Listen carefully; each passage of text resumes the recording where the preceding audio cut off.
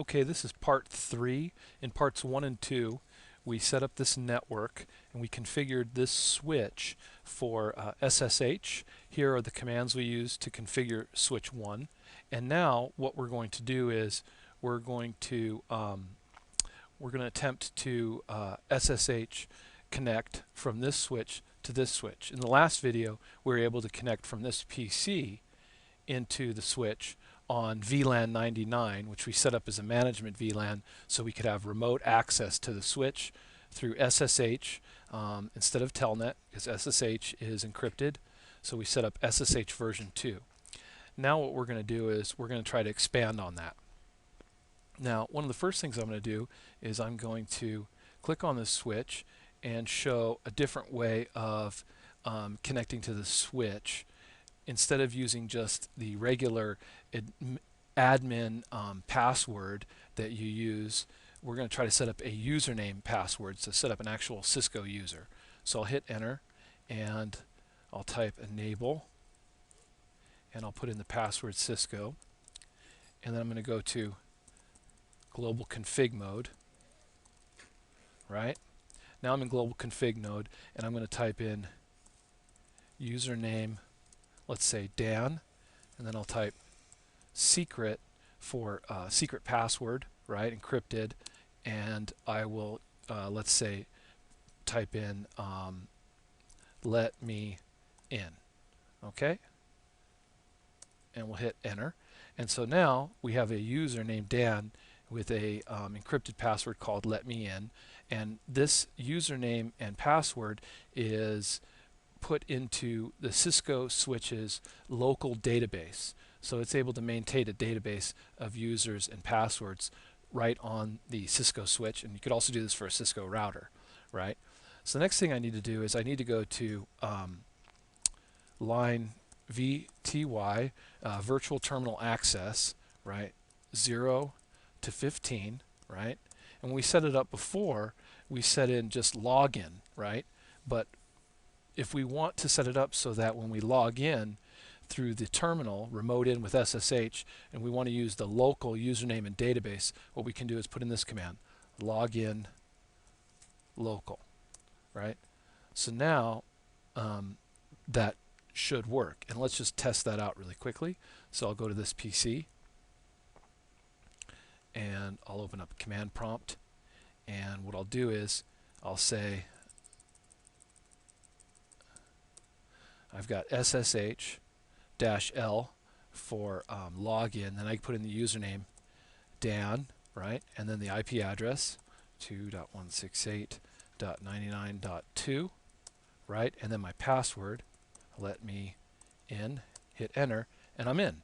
So that worked. So that's a more advanced way of connecting to your switch or your router or your Cisco network device by using a username password scenario as opposed to just the default one password for all type of management, right?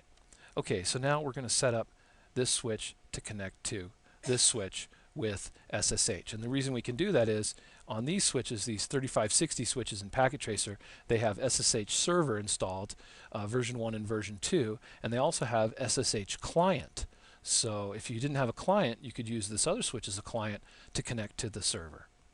Okay, so let's wire it up. I'm going to get my cables here. I'm going to need a crossover cable since it's switch to switch. And for this switch, I'm going to use 023, and I'll just use the same port over here just to match. So we've got fast Ethernet port 23 to port 23 with a crossover cable. All right, I'm going to go into the top switch, and I'm going to need to turn that port or make that port VLAN 99 accessible, right?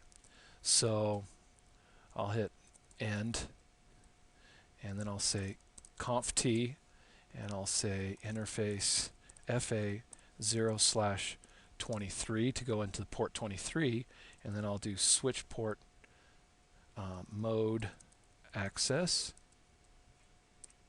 and then switch port access VLAN 99. All right, and now that port will be able to communicate on VLAN 99, right?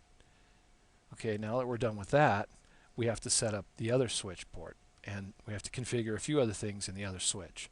So for the other switch, once again, I'm just cheating by clicking on the switch and going to the command line interface here, as opposed to clicking on the PC and doing a console terminal connection into the switch. And one of the reasons I like to do that is I can make the text here bigger in this command line interface so that it's easier to see in the video. Alright, so what I'll do is I'll type enable and then conft, and I'll change the host name of this switch, host name, to switch 2, so that we know the difference now between switch 2 and switch 1. That's switch 1, and now this one, the bottom one, is switch 2. Alright, and I'm going to say VLAN 99 to create VLAN 99. I'll give it a name, the same name as we used before, MGT, for management. So now we have a management VLAN. I'm going to go into interface. Wait, I got to get out of there. Control C, conf T, back to global config mode, interface VLAN 99. And now I'm in my virtual interface for VLAN 99, right? And I can give it an IP address. So I'll say IP address 192.168.99.3, also the subnet mask. Alright, and now I'll do a no shutdown, no shut. Alright, and now I've set up this IP address for the switch, right? By default, the switches do not come with the IP address. You have to configure it for them, and we configured that on the virtual interface for VLAN 99. Okay, so now I should be able to ping this switch. Let's give it a try. All right. I don't think, though, I set up the interface yet for, let's just double check. Show, run. Port 23 has not been set to VLAN 99 yet, so that's not going to work. But I've got my virtual interface VLAN 99 with the IP address. So if you hover over the switch, you can tell which ports have been configured for which VLAN. Okay, so we got to do that. So back into it and stretch this out one more time. I'm going to hit spacebar more. Conf T to get to global config mode. Interface FA 0/23 and SW tab switch port mode access. So now it's an access port as opposed to a trunk port. And then SW tab switch port access VLAN 99. Okay, so now you can see it said that change state to up, so that should be good. We should be able to ping the switch now. We'll try.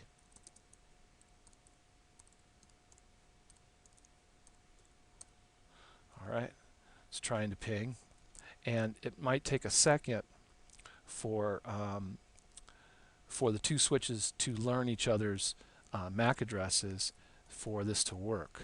So, alright, and all of a sudden there it is, started working. So we can communicate with the switch. So now that we can communicate to the switch, we can try to SSH from this switch, which we're in right now, switch 2, into the first switch. So I'll type in SSH space and a question mark, and you can see that I need to put the version and the login with the username. So what I'll do is I'll say SSH-V space 2 for version 2, then space -L for login. For username, I'll say Dan, right? Then I'll put question mark. It says I need the IP address, right, or the host name of the remote system, right? So I'll put in 192.168.99.2, right? Hit enter and open password, right? And type in let me in, and we're in.